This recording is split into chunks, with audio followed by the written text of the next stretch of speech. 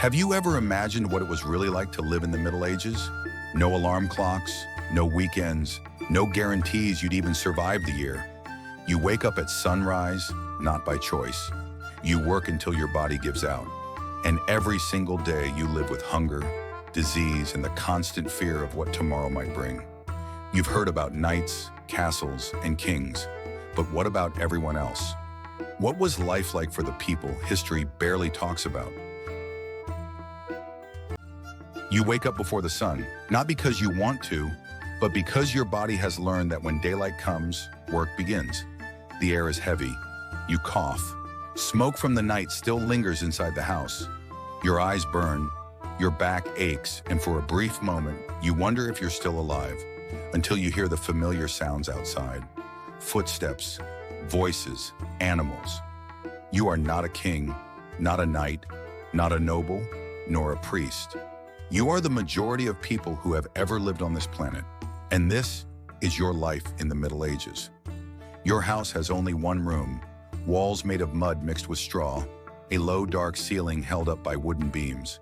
There are no real windows, only small openings that let light in, along with the wind and the cold. In winter, the cold cuts into your skin. In summer, the heat gets trapped inside, along with the smell.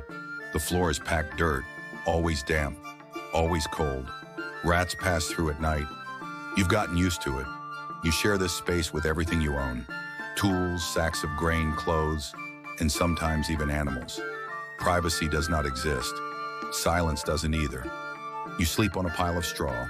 It's not soft, it's not clean, it's not comfortable. Fleas, lice, and bed bugs are part of everyday life. Scratching is automatic. Sleeping deeply is rare. Your body never fully relaxes because there is always something to hear. An animal moving, the wind hitting the roof, someone coughing beside you. Sleep isn't meant to restore your energy. It only keeps you from collapsing from exhaustion. The first meal of the day is not a pleasure. It's a matter of survival. You eat dark, heavy bread made from cheap grains. Sometimes it's hard. Sometimes it's sour. Sometimes there are small stones mixed into the flour. You learn to chew slowly. A broken tooth can turn into an infection. An infection can turn into death. There is no sugar, no coffee. To drink, there is water, if it's available, or weak homemade beer, because boiling the liquid makes it safer. You eat quickly. Work is waiting. The entire day happens outdoors. You walk to the fields, feeling the mud stick to your feet. Your hands are already calloused before the sun fully rises. You plow, plant, harvest, carry. Repetitive movements, endless hours. There is no clock. Time is measured by the position of the sun and by the pain in your body. Most of what you produce is not yours. It goes to the feudal lord.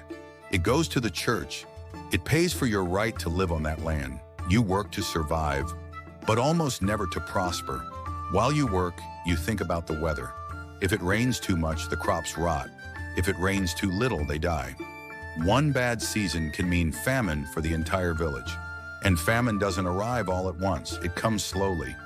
First, the food runs out. Then bodies grow weak.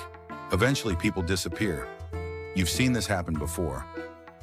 Water comes from wells or rivers, and it's never completely safe. Trash is thrown into the streets. Human waste too. The stench is constant. Flies are everywhere. You learn to ignore it. But diseases don't ignore you.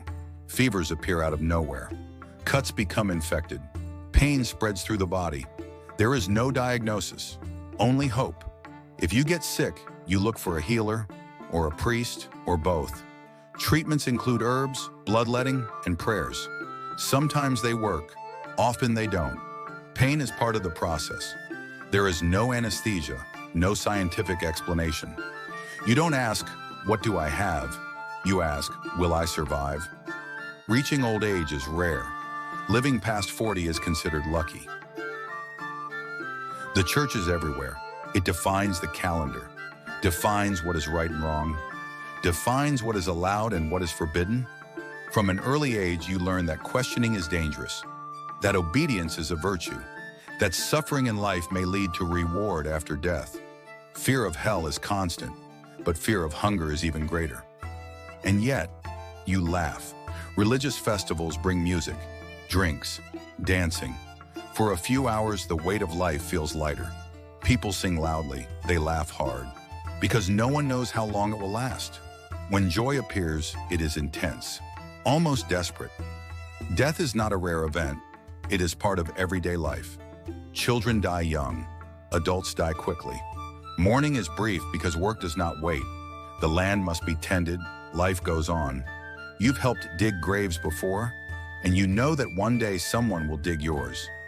This life doesn't appear in history books, but it supported castles, kingdoms, and empires. It was ordinary people, living difficult lives, who built the modern world.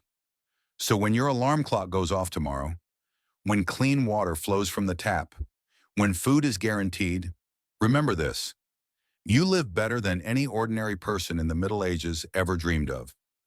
Leave a comment below telling us which part of living in the Middle Ages would be the hardest for you. Did you enjoy the video? Subscribe to the channel.